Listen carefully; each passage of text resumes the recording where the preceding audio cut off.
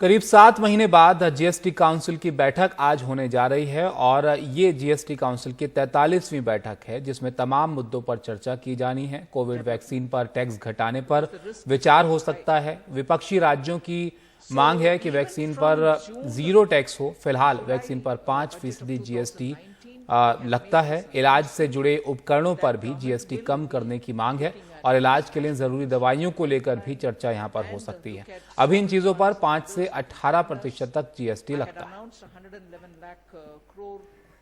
हिमांशु हमारे साथ जुड़ गए हैं, उनके पास चलते हैं इस पर चर्चा करने के लिए। हिमांशु बताइए, 7 महीने करीब बाद में ये जीएसटी काउंसिल की बैठक आज होने वाली है। जाहिर है मुद्दे भी काफी होंगे, क्या उम्मीद है आज की बैठक से? देखिए, 3-4 बहुत अहम बातें हैं जिन पर आज चर्चा होगी और जिसकी मांग लगातार कई गैर बीजेपी शासित राज्यों के वित्त मंत्री करते रहे हैं। सबसे महत्वपूर्ण मुद्दा है कि जो कोरोना के इलाज के लिए जो दवाइयां हैं, जो इक्विपमेंट्स हैं, विशेषकर मेडिकल ऑक्सीजन, ऑक्सीजन कंसंट्रेटर्स जैसे जो इक्विपमेंट्स हैं, इन पर अभी जो जीएसटी लगता है उसको घटाने की मांग पिछले करीब 2-3 महीने से लगातार की जा रही है और इस पर आज बैठक में चर्चा होगी, पहली बार जीएसटी काउंसिल की बैठक में। और ये मांग कुछ गैर बीजेपी शासित राज्य के वित्त मंत्री कर सकते हैं कि इस पर ड्यूटी खत्म कर देनी चाहिए, यानी जीएसटी रेट जो अभी लगता है 5% से 18% तक, जो अधिकतर कोविड इलाज से जुड़े सामान हैं, चाहे वो मेडिकल ऑक्सीजन हो, ऑक्सीजन कंसंट्रेटर्स हो, रेमडेसिविर जैसी दवाइयां हैं, उस पर जो जीएसटी है वो खत्म किया जाए। ये मांग भी कुछ गैर बीजेपी शासित राज्यों के वित्त मंत्री आज बैठक में कर सकते हैं। दूसरा महत्वपूर्ण और अहम सवाल है जीएसटी शॉर्टफॉल का। आपको याद होगा कि सरकार ने यह फैसला किया था कि 5 साल तक जीएसटी के लागू होने के बाद राज्यों को जो नुकसान होगा उसकी भरपाई सरकार करेगी और वो कंपेंसेशन उनको दिया जाएगा। लेकिन इस साल का जो प्रोजेक्टेड कंपेंसेशन था राज्यों को, उसमें एक शॉर्टफॉल होता दिख रहा है, जो प्रोजेक्शन था उसमें। और वित्त मंत्री जो पश्चिम बंगाल के हैं, अमित मित्रा, उन्होंने वित्त मंत्री को एक चिट्ठी भी लिखी है और ये कहा है कि 1,56,000 करोड़ से ज्यादा का एक शॉर्टफॉल जो है, प्रोजेक्टेड शॉर्टफॉल, वो बहुत साफ तौर पर सरकार के सामने है। और ये प्रोजेक्शन, ये असेसमेंट जो है, ये अनुमान कोरोना की दूसरी लहर के पहले लगाया गया था। यानी अगर आप पिछले 5-6 हफ्ते में जो स्लो डाउन हुआ है उसके असर को अगर आप इसमें जोड़ लें तो जो सेस शॉर्टफॉल है वो और ज्यादा होगा। और इसको लेकर राज्यों की अपनी चिंताएं हैं, उसको वो आज वित्त मंत्री के सामने रखेंगे। ये एक बड़ा सवाल राज्यों की तरफ से आज की बैठक में होगा कि भारत सरकार को जो जीएसटी कंपेंसेशन या जो उनको सेस के जरिए उनको जो कलेक्ट किया जाता है, जो राज्यों को देना है, वो भारत सरकार कैसे रकम चुकाएगी, इसका कोई एक कमिटमेंट आज कई राज्यों के जो वित्त मंत्री हैं वो वित्त मंत्री से मांग सकते हैं।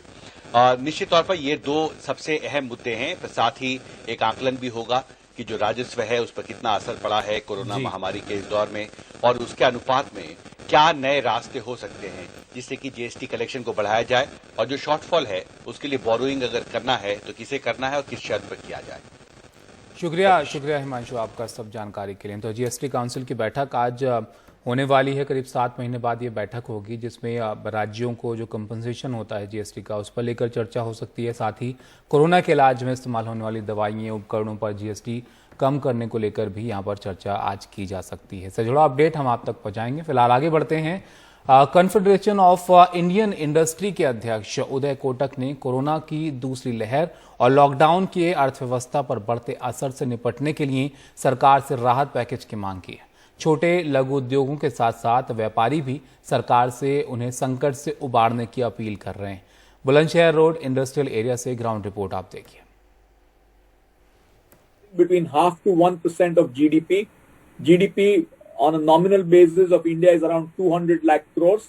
So I would say between 1 to 2 lakh crores. CII के अध्यक्ष उदय कोटक की चिंता का असली अर्थ छोटी फैक्ट्रियों में जाकर दिखता है।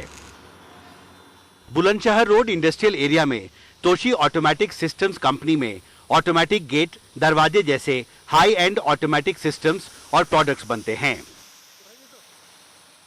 फैक्ट्री मालिक संजीव सचदेव कहते हैं, लॉकडाउन की वजह से डिमांड घट गई है और सप्लाई लाइन फिर कमजोर पड़ गई है। देखिए, लॉकडाउन पूरा तो नहीं था लेकिन फिर भी उसका इम्पैक्ट अच्छा खासा पड़ा है क्योंकि मार्केट बंद है, सारी मार्केट बंद है, लोहा मंडी बंद है, मार्केट में कोई सामान नहीं मिल रहा। तो आप छोटे छोटे सामान के लिए अब एक इंडस्ट्री को हर वक्त कुछ ना कुछ सामान चाहिए, बेयरिंग चाहिए, नट बोल्ट चाहिए, वायर चाहिए, वेल्डिंग का सामान चाहिए। अब मार्केट अगर बंद है तो आपके पास कितने रिजर्व हैं कि आप 1 महीना घर बैठकर उन चीज़ों से चला सकें। Something is better than nothing, but supply chain तो बहुत बुरी तरीके से इम्पैक्ट हुई है, बहुत बुरी तरीके। संजीव सचदेव ने एनडीटीवी से कहा, मौजूदा संकट से छोटे और लघु उद्योगों को बचाने के लिए सरकार को जल्दी हस्तक्षेप करना चाहिए। सरकार को समय और देना चाहिए, लेंडिंग बढ़ानी चाहिए, लोन्स की रीस्ट्रक्चरिंग करनी चाहिए और अपने जीडीपी का कुछ percentage with in a specific time frame invest करना चाहिए और सबसे पहले कैटेगराइज करके कि किन लोगों के लिए जिन्हें मरने की नौबत है उनको कैसे संभालना है, फिर मीडियम और स्मॉल इंडस्ट्रीज को कैसे संभालना है, क्योंकि इन्हीं को आपकी मदद की सबसे ज़्यादा ज़रूरत है और आगे भी पड़ेगी। राहत की मांग व्यापारी भी कर रहे हैं, जिनका कारोबार लॉकडाउन की वजह से ठप पड़ा हुआ है। छोटा व्यापारी, छोटा दुकानदार बहुत ज्यादा संकट के अंदर है।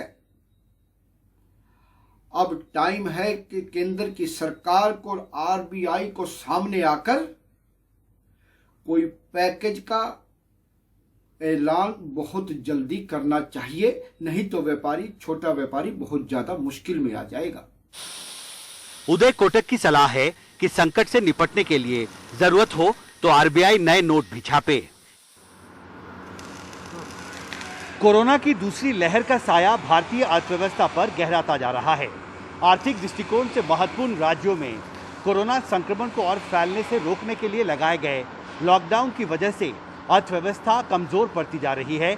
अब देखना महत्वपूर्ण होगा कि उद्योग जगत और व्यापारियों की तरफ से उठ रही इन मांगों से भारत सरकार आने वाले दिनों में कैसे निपटती है।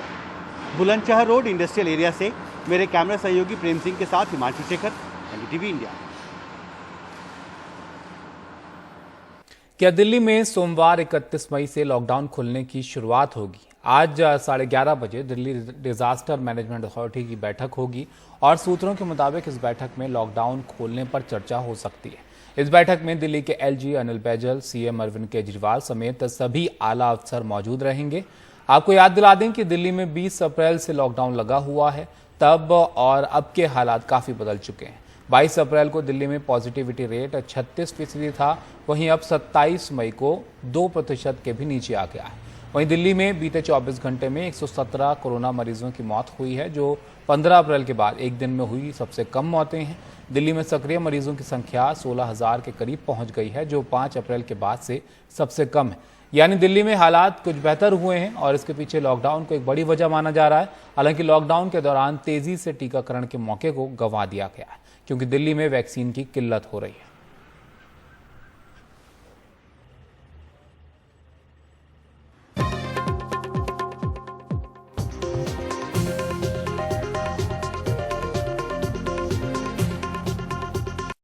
और अब बात टॉप न्यूज की, वो 5 बड़ी खबरें जिन पर आप अपनी राय दे सकते हैं हमारे यूट्यूब चैनल पर जाकर, जो आप दिन भर विस्तार से एनडीटीवी इंडिया पर देखना चाहते हैं। तो ये जो खबरें हैं इसमें आप देखिए, वीडियो में सुशील पहलवान के गुनाहों का सबूत सामने आया है और नए नियमों पर व्हाट्सएप के बाद अब ट्विटर से भी सरकार की ठनती हुई दिख रही है। 1 जून से राजधानी को अनलॉक करने पर फैसला हो सकता है। आज एक महत्वपूर्ण बैठक है इसको लेकर। और क्या कोरोना की वैक्सीन, दवाएं टैक्स फ्री हो सकती हैं? जीएसटी काउंसिल की बैठक आज होने वाली है। धोकर बाजार में बिक रही हैं इस्तेमाल हुई पीपीई किट। तो ये तमाम वो खबरें हैं, बड़ी खबरें, जिन पर आप अपनी राय हमें दे सकते हैं यूट्यूब चैनल पर हमारे जाकर।